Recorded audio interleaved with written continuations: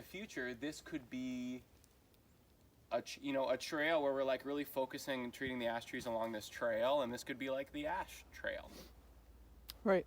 You know, you could come see the species. Yeah, or you could just come, and it could be this like really interesting thing, again, because we think that there's going to be less and less ash trees around, that you could like go on this one trail and there would be like all ash trees that are still alive and treated all alongside the trail.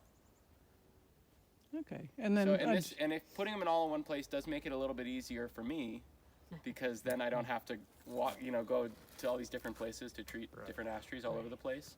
And there probably is also another way of thinking about it, is there could be a benefit of having ash trees kind of spread all over the place, so you could see them in different parts of the forest, so that they'd be casting seeds in different areas of the forest. Different sites, which, maybe some of those seeds somewhere else will land on a really good microsite or whatever. Maybe some of these, you could also think about it in terms of genetic diversity, which is something we want to encourage. I'm just thinking out loud.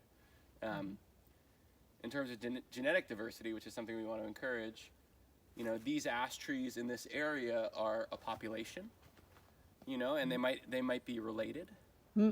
And then you could have, they could actually be the progeny, a lot of these trees, of that big tree.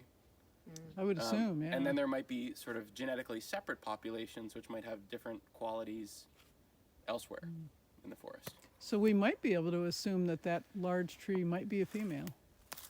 Yeah, it could be. It's a stretch, but it's, it's hard to know. Right. And ash seeds are cached, and they are moved around, and so it's hard to know exactly, but it could be. It's interesting that sure. I haven't, traveled enough of the forest here to see, but I haven't seen a lot of ash in the other parts of this. No, and especially, forest. It's not, there is ash, like, in that area, stand 2, there is some ash, and there's a lot of young green ash that's also in the more lowland areas.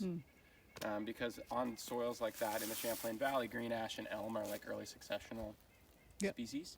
But on these upland sites, really anywhere where it's flat, those soils are sand and gravel, and they're acidic, and they're poor in terms of not having a lot of available nutrients, which is sort of the opposite of what ash normally likes. So a better site for growing ash would be more of these like hilly upland areas where we see more of the bedrock poking out of the soil. There might be some little coves where there's more nutrient deposition, organic material deposition.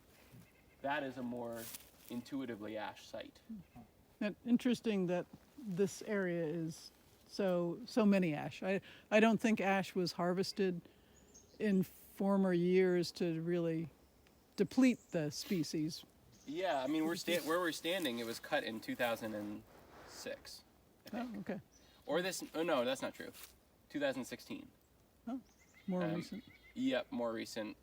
And so I think they probably did target some of the big ash, but they definitely sure left a lot. They left a lot. I think in forest management now, knowing that the emerald ash borer is here and that there's sort of all these infestations all over the place, people, when they do forest management, are generally being a little bit more aggressive towards the ash.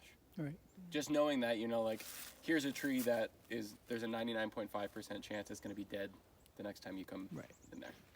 But there is some thought now that some of these trees might be resistant. Yeah. So to actually leave them. Yeah, there could. We definitely want to. You definitely never want to cut all of anything, and you certainly don't want to cut all of ash when you know that there's 0.5% chance of resistance, and that resistance occurs in populations. So in a lot of areas it'll be effectively 0, but then you get these populations of ash, which are related to each other, and where the resistance is much higher. Okay.